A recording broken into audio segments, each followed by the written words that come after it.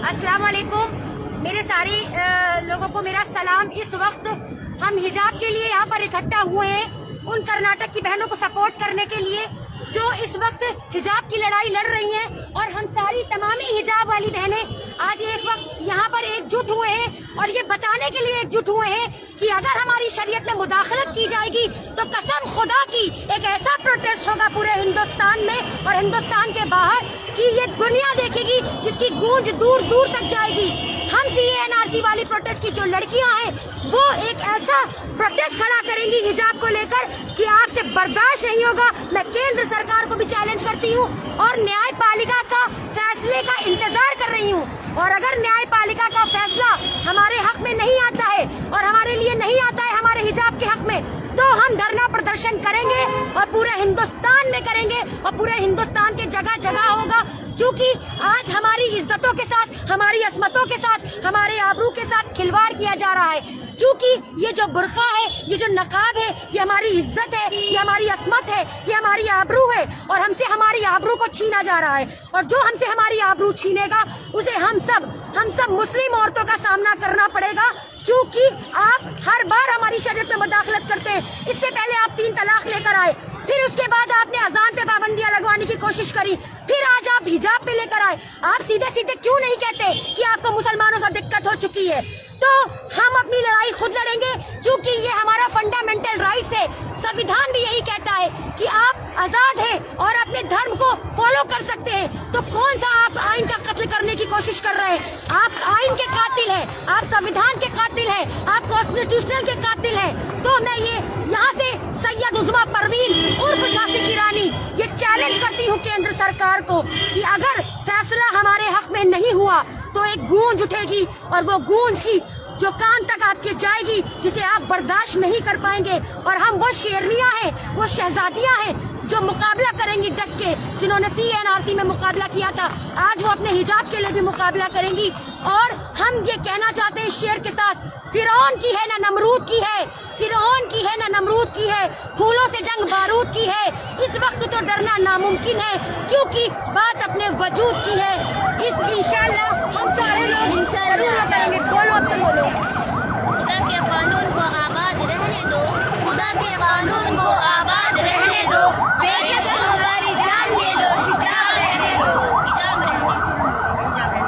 खुदा के कानून को आबाद रहने दो, बेशक तुम हमारी जिंदगी ले लो, हिजाब रहने दो, बेशक हमारी जिंदगी ले लो, हिजाब रहने दो, बेशक हमारी जिंदगी ले लो, हिजाब रहने दो, बेशक हमारी जिंदगी ले लो, हिजाब रहने दो, बेशक हमारी जिंदगी ले लो, हिजाब रहने दो, बेशक हमारी जिंदगी ले लो, हिजाब रहने दो, बेशक हमारी जिंदगी ले लो, हिजाब रहने दो, बेशक हमारी जिंदगी ले लो, हिजाब रहने दो, बेशक हमारी जिंदगी ले लो, हिजाब रहने दो, बेशक हमारी जिंदगी ले लो, हिजाब रहने दो, बेशक हमारी जिंदगी ले लो, हिजाब रहने दो, बेशक हमारी जिंदगी ले लो, हिजाब रहने दो, बेशक हमारी जिंदगी ले लो, हिजाब रहने दो, बेशक हमारी जिंदगी ले लो, हिजाब रहने दो।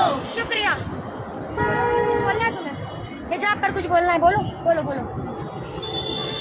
हिजाब, हाँ बोलो बोलो बोलो बोलो बोलो बोलो बोलो। हिजाब को बोल दो, थोड़ा सा 2 लाइन बोल दो।